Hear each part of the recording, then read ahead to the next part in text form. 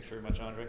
Now, the one thing about our kids is that, as evidenced by this podium, which isn't to the normal height of the average person, is the height difference, which may be to my favor, I guess, when it comes to my kids. So, so the topic that I have today, which you've maybe heard me speaking on a couple times in some of the videos, is euthanasia and assisted suicide. And on that, I just wanted to mention, again, a couple quick notes, just more housekeeping, that the C-14 Justice Committee is meeting today, and someone pointed out to me that the Senate Committee is also going to be studying that bill tomorrow. So there's if you look in your handout, there'll be some more information on that.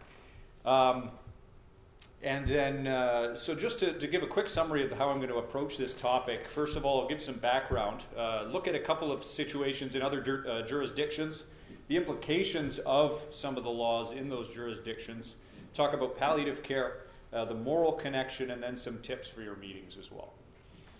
So where does one start with this topic? So much rests on the issue, and a lot of ink has been spilled on this issue as well. There's a lot of implications, and very few people are being heard on this subject, it seems to me. We can be relieved that our leaders have dealt with this issue with solemnity and consideration and have deeply pondered the matter. But even that respect is starting to quickly drain away, as evidenced by some of the cheering that we heard in the House of Commons last week during the second reading of the bill that was passed onto committee with a large majority in favor. A number of the MPs that I spoke to after the fact were quite shaken, visibly shaken even, by the shocking display of rejoicing over death in this instance. Now, some may argue that it was a result of being taken up in the moment of political success, but the celebration is evidential of a much deeper ideological problem, which I hope to bring to light today. So, first of all, let's take a look at the background and some of the history here. So first of all, the Carter decision is sort of what kick-started this. The Supreme Court of Canada overturned its own precedent and thousands of years of broader legal, medical, and moral precedent in striking down some of the criminal code prohibitions on assisted suicide in the case Carter versus Canada, which happened in February of 2015. So just some of the technical lingo here is that the court ruled that sections 14 and 241B are of no force or effect to the extent that they prohibit physician-assisted death for a competent adult who firstly clearly consents to the termination of life and secondly has a previous and irremediable medical condition that causes enduring suffering and that is intolerable to the individual in the circumstances of his or her condition. So the Supreme Court in that statement gave Parliament the task of creating and implementing a system which would in some cases kill people in certain circumstances, and that's really why we're discussing this topic today.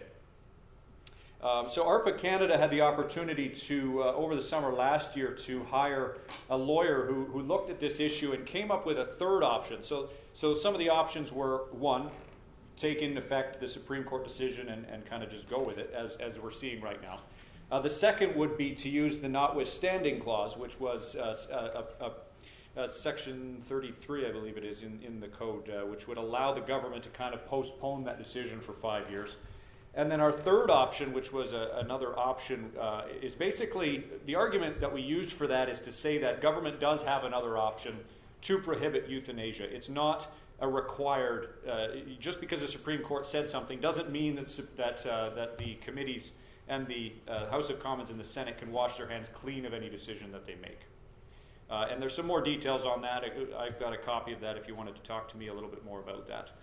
Since then, the Joint Committee was seating, and that was created by the House of Commons and the Senate, a joint committee which heard a fairly one-sided set of hearings and made a number of recommendations that included such things as advance directives, meaning that people could kill themselves in advance once they've been diagnosed, or children with disabilities, terminal illness could be killed, and those with mental health issues. So the bill was basically a research document which the government created their bill off of.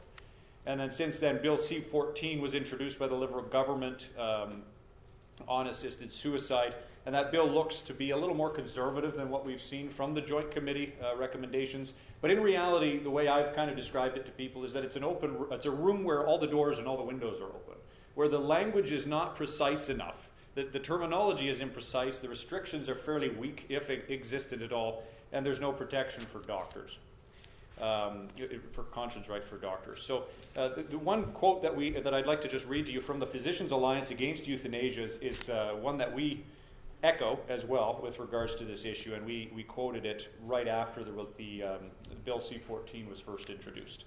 And that is, in the midst of one of the worst suicide crises in our country's history, that being at Awapiskat, the federal government has tabled Bill C-14, which proposes to legalize both euthanasia and assisted suicide across Canada under the pseudonym Medical Assistance in Dying.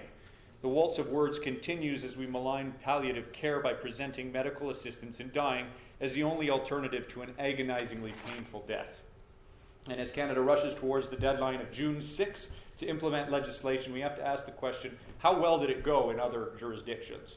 And especially where euthanasia has been legalized. So places like the Benelux countries, Belgium, the Netherlands, and Luxembourg, as well as Oregon and those places. So we'll move to that next. So you've probably heard plenty of stats being thrown around, and I've got some in the handout that is in your package as well. But I've kind of had enough of stats, to be honest with you, with regards to this topic, and I like the stories aspect of it. They tend to give a bit more perspective and show the issues a bit more poignantly, and they put a face to the facts. So first I've got one video clip here.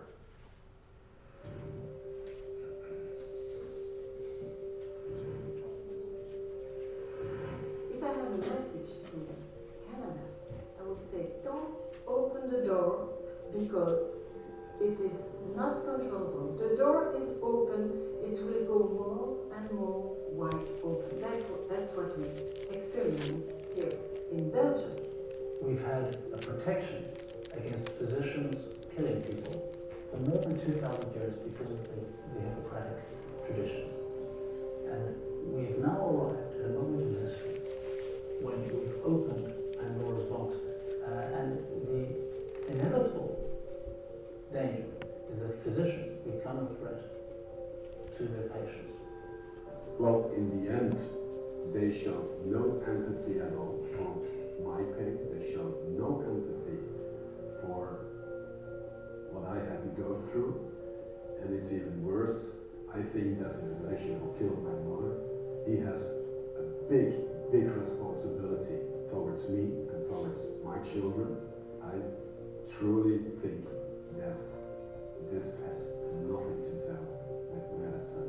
My advice is don't go there. Why? Because you open Pandora's box in terms of practice of killing as though it is a normal part of medicine. If Canada one day is to vote for the euthanasia law, I mean, they should invest a huge budget in palliative care, in the formation of volunteers, because unbearable pain is a very relative concept. This is the way my grandmother felt about it. It is the way that people who are on the vulnerable side of the spectrum sometimes give as a reason for, let's say, wanting to end their life, the fact that they don't want to be a burden to others. And this shows you that by opening the possibility of euthanasia, you open a sense of burden. You see, before it becomes a legal option, caring for somebody who needs care is just the human thing you do.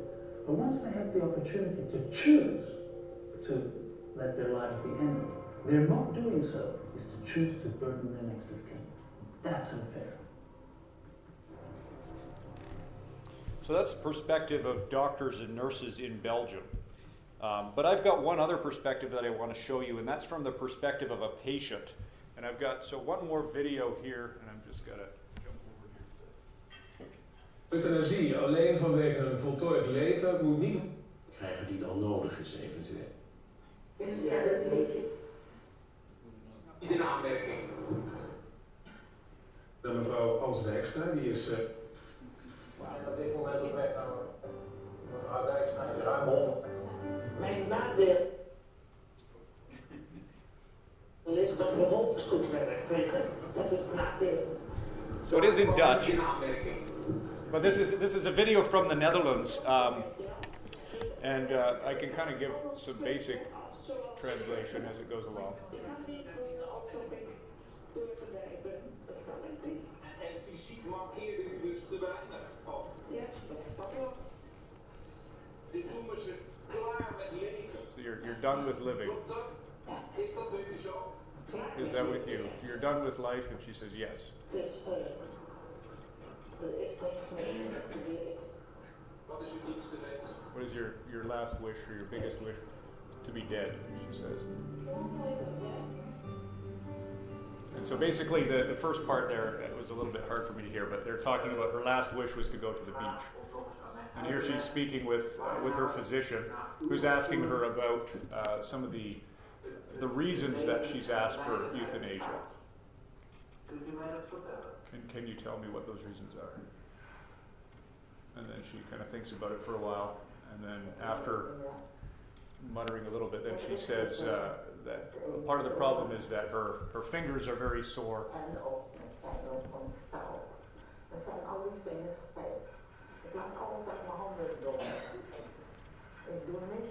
I can't do anything well, and so what do I live for anymore?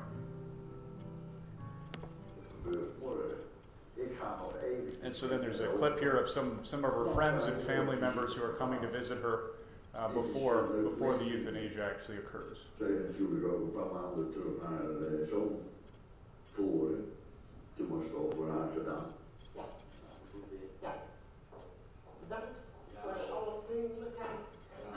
Thanks for all your friendliness. En als jullie nog eens kaarten, dan denk ik.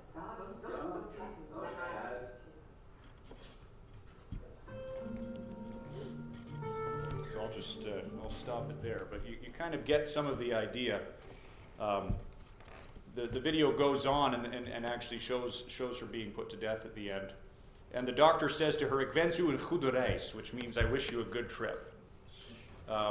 And the response to this film in Holland was quite strong.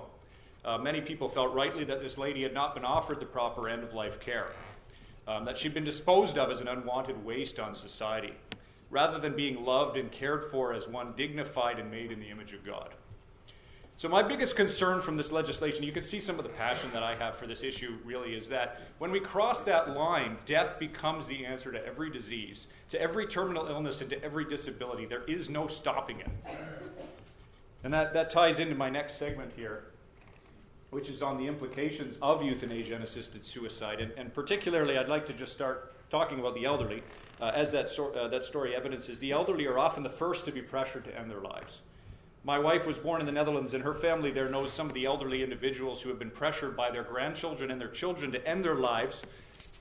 Why? Because they're using up the inheritance to care for themselves and to sustain their lives in their old age, which could instead be going into the houses, job aspirations of their offspring instead.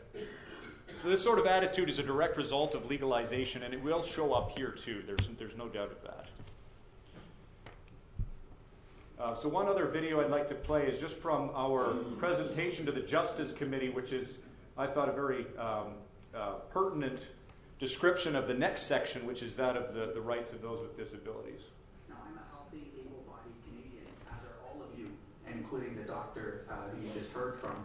But I don't think we fully appreciate the disadvantage that C14 puts on some of our fellow Canadians who courageously face many obstacles we will never face.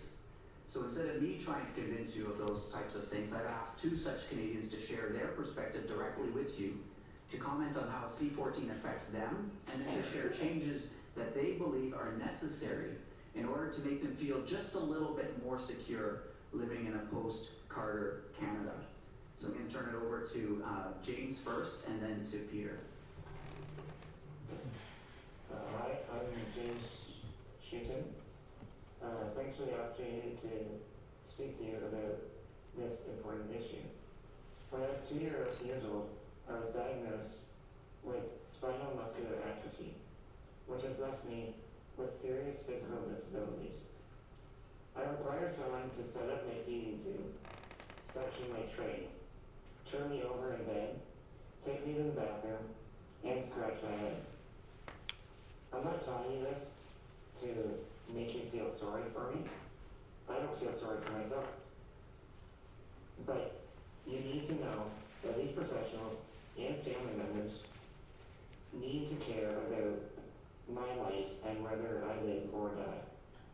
This is why I needed to talk to you about your draft law legalizing doctor-assisted death and how that law will affect me and others like me.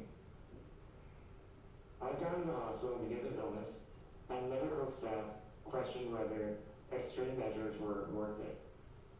This makes me very nervous because I feel like I'm not worth the trouble. But thankfully, my family has my back to speak with the doctors on my behalf.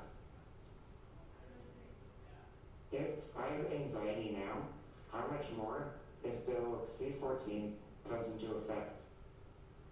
What if society started from the perspective that I do have value? What if people didn't view me as a burden for others to carry?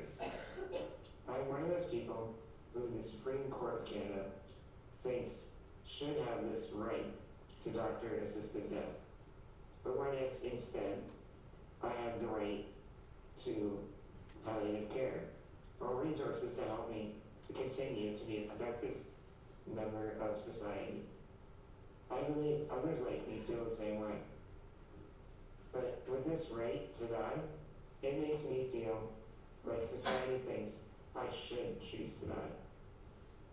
Therefore, I urge you to add to section 241.2 sub 3 the requirement that palliative care is meaningfully made available to the patient. Look past my wheelchair and see that I am an asset in my community. I volunteer at a nursing home a few days a week and help out at an elementary school, all of which I really enjoy. I don't believe that anyone has the right to choose exactly when to die, but God alone decides, and He does not make mistakes. He has a purpose for everything. My faith and family add value to my life. Instead of investing money into a bill which normalizes the choice of death, our country should invest time and money into giving people with illness, disabilities, and old age a will to live. I have one last thing to say. I want you to know that I am not a public speaker. I was very nervous to come here, but I feel that this goes far beyond just me and my insecurities and limitations. I need to speak up because this is so important. Please remember me when you make your decision. Thank you. So that was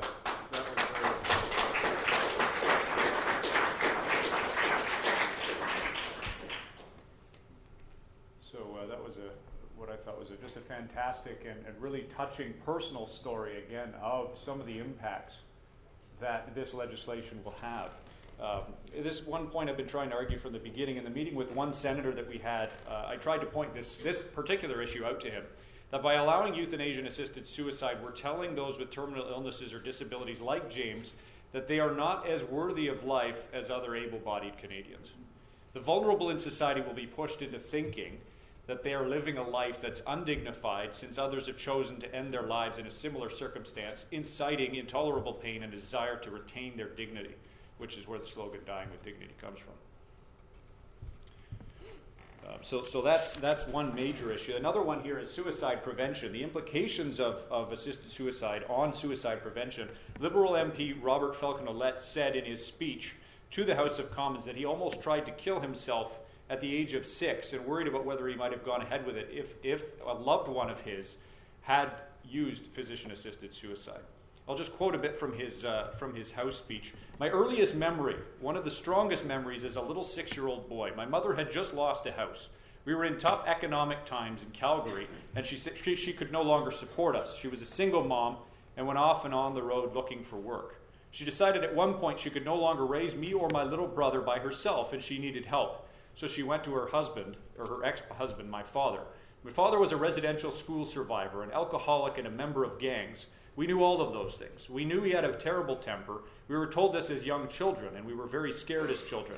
We were dropped off at his place with his parents, my grandmother and grandfather, and were very upset. It is that only time that I remember my brother peeing in his bed because of the stress, because my mother had to find work because of the economic stresses in her life. I remember climbing a tree in the backyard and wrapping a rope around my neck at the age of 6. This is a true story. People often think it can't be true, but this is what happens in our country, like the case of the 13-year-old girl in Attawapiskat. I wrapped the rope around my neck and thought, should I jump off into this universe which is before me? It was in that backyard that somehow I made the decision to climb down out of that tree and unwind the rope from around my neck. If in my life I had seen or I had known that my grandmother had somehow used physician-assisted dying or physician-assisted suicide, or others in my family had completed that irreparable act, then it would have made it that much more difficult for me to continue. So very touching and wise words from the Liberal MP. And that's really what the popularization of euthanasia does, is it puts suicide in a positive light. And we're saying to those who struggle with depression or suicidal thoughts that rather than persevering to overcome their challenges, we're confirming their view that their life is not valuable.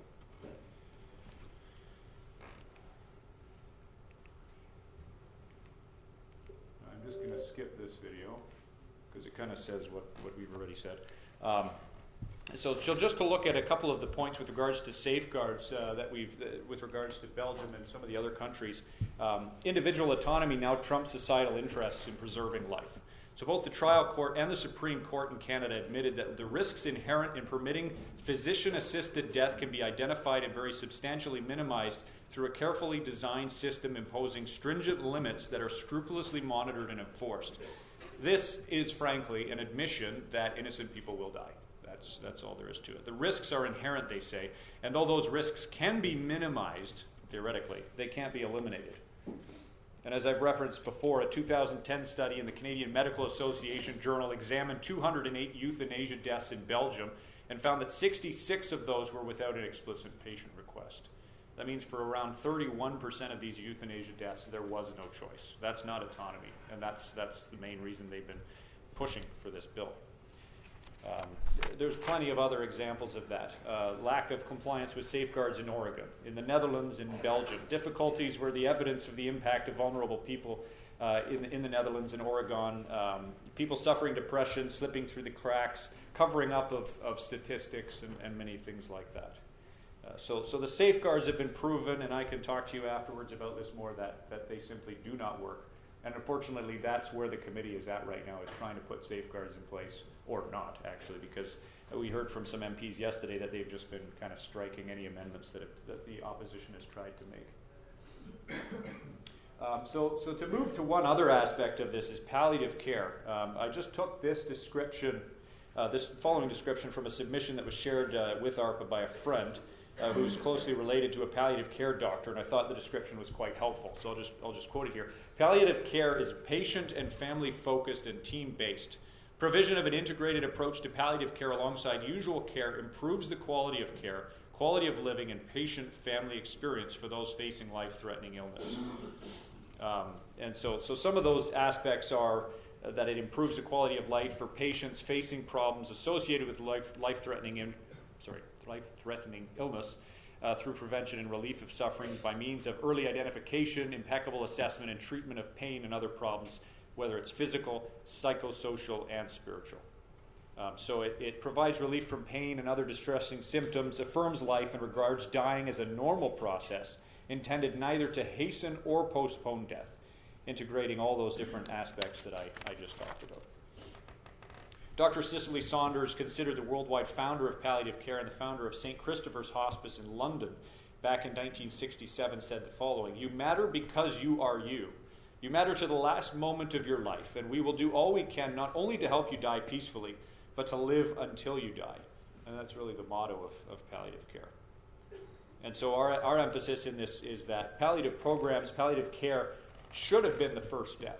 That we're really jumping the gun here, and rather than saying to Falcon to let, or people like that in that circumstance that have suicidal thoughts, that rather than coming to you and saying, we have solutions, we have ways of making your life better, or for trying to show you that your life matters and that there is a future for you.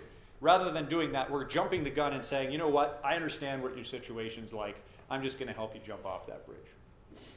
And that's just, to me, is totally wrong. And I mean, there's some aspect of frustration in this, but also there is this aspect that we need to emphasize that even at post C14, that our members of Parliament should be pushing for palliative care.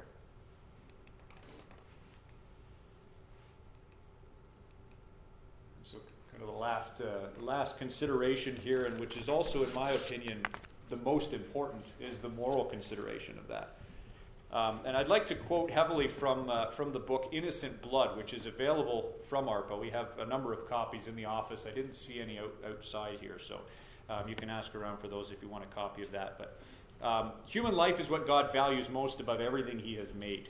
And Jesus said it this way: you are of more value than many sparrows, from Matthew 10, verse 31.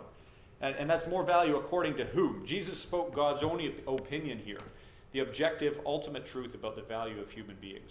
And why are we so much more valuable than sparrows? The Christian answer, uniformly affirmed throughout the ages, is that human life is precious to God because we're made in his image. God created man in his own image.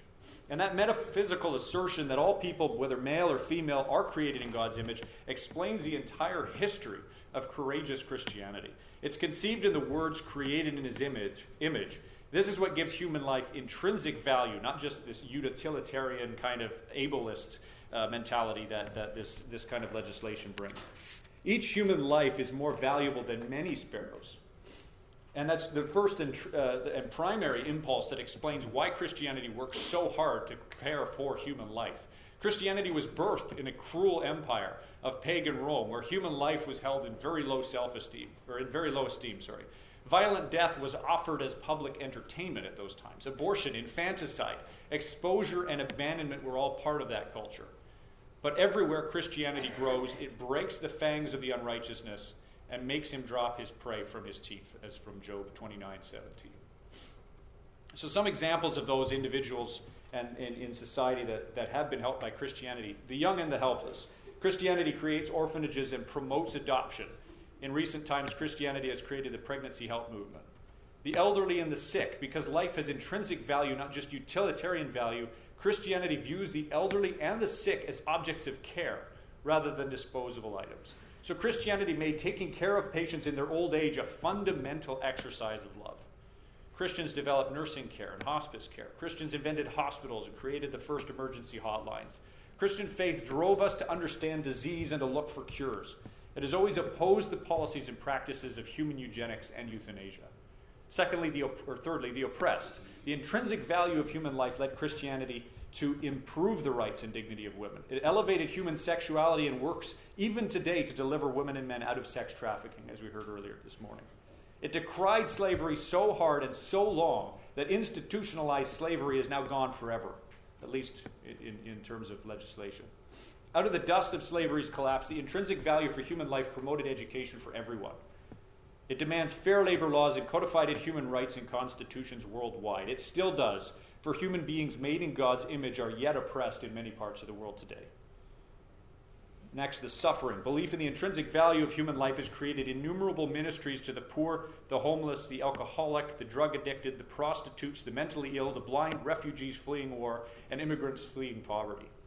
There are many good ministries committed to the various ways in which we might care for the rest of creation. But why has the history of Christianity been so consistently and radically consumed with the welfare of the innocent and helpless? Because our fellow man is more valuable than sparrows. If the gospel motivates Christians to do good works, what motivated God to bring forth the gospel in the first place? It's God is life, God gives life, and God loves life. So why does this stuff matter for us today? Ultimately, because God's word and God's truth reveal what is good and what is bad. That has implications because when we do what is good, we are blessed. And when we do what is wrong, the consequences of our decisions begin to show themselves as a society. On Twitter, I recently read a man saying that he quit porn, not for any moral reason, but because he was so much happier and healthier without it. Now, pornography is quite a different subject altogether, but I think this man evidences a confusion as to what morality is. Because the truth God presents to us will make us happy, and we as a society will be blessed if we keep his commands, but we will suffer the consequences if we do not. And our society will suffer the consequences as we head into the future, a future now where euthanasia and assisted suicide are a reality, and where all the implications I mentioned above became a reality. become a reality. And finally, I'd just like to mention Proverbs 24, verse 10 to 12. If you faint in the day of adversity, your strength is small. Rescue those who are being taken away to death. Hold back those who are stumbling to the slaughter. If you say, behold, we do not know this, does not he who weighs the heart perceive it? Does not he who keeps watch over your soul know it? And will he not repay man according to his work? And again, that section there that says, rescue those who are being taken away to death. That's the challenge that God gives to us as his followers moving forward. So in summary, as you go into your meetings with your MPs and with your senators, I think there's a couple of questions that you can pose to them, and those are on the handout as well. The value of human life, firstly, is not based on how we or someone else feels about it. Human dignity is not lost in disability or disease. We should do everything possible to care and protect human life. Real medicine doesn't kill. Real medicine alleviates suffering without eliminating the one who suffers. And so the question I have for MPs and senators is, are you okay with corrupting that real medicine to allow for this euthanasia to occur? It's a tough question for them, and maybe they won't have a good answer for you, but and often the political argument is the one that they'll use there. But the issue is still the same. Secondly, the Supreme Court admitted that there is a big risk in legalizing doctor-assisted death, as I mentioned before. A Canadian study of 208 euthanasia deaths in Belgium found that 66 people were euthanized without giving consent. I already mentioned that one. So our Supreme Court has said that the following with regards to a ruling that they gave on capital punishment, interestingly, in 2001. And that argument is that the state's execution of even one innocent person is too many. In the case of execution. So this is criminals that we're talking about. So they're willing to say that if there's one innocent person that's killed, that they'll throw out that entire system that was in our law. But now we're willing to put in place a system that will risk the lives of many innocent people, and we're okay with that because it's personal autonomy. So the question that I have there, and that I'd like you to pose, is how many innocent Canadians will be murdered without their consent, and isn't even one too many? Now, someone living with a disability, third, is a terminal illness or even a mental illness will be able to choose to end their life due to their own suffering. What does that say to those who choose to live out their life, even while suffering? And I feel that the vulnerable will be pushed into thinking that they're less worthy in our society. And as we've seen, that's already happening now. So the question I have is, are you okay with telling someone who has a disability or an illness that they're living an undignified, unworthy life? And then next is some questions for a pro-life MP. So your MP might say, well, I totally agree with you, but what can I do? Well, here's some things for them. So what can you do to increase access to palliative care in Canada and to make it accessible across the nation and ensure that every patient requesting euthanasia first receives a palliative consultation? And second, how will you work towards preventing the glorification of suicide in our culture if euthanasia is legalized? So there's a couple questions that I'd like to challenge you guys to use in your meetings. Although there is reason to mourn, we can be encouraged by the fact that God remains in control and will use this too for our good and for his glory. We can also be encouraged that our efforts over the last years have borne some fruit. I'm reading from the letter that we issued right after Bill C-14. The pushback that many of you have communicated to this government is at least part of the reason why this new legislation is not quite as radical as the recommendations coming from the Special Parliamentary Committee, and why the Liberal government has now pledged it will allow its MPs a free vote on this bill when they originally said it would be whipped. Let us not lose heart, but rather work and pray. As Canada may get darker, the light of God, also reflected through us, his people, will shine brighter, offering true dignity, hope, and love, which so many are yearning for in our society, and which in the aftermath of this legislation, so many more will desperately need. Thanks for your attention.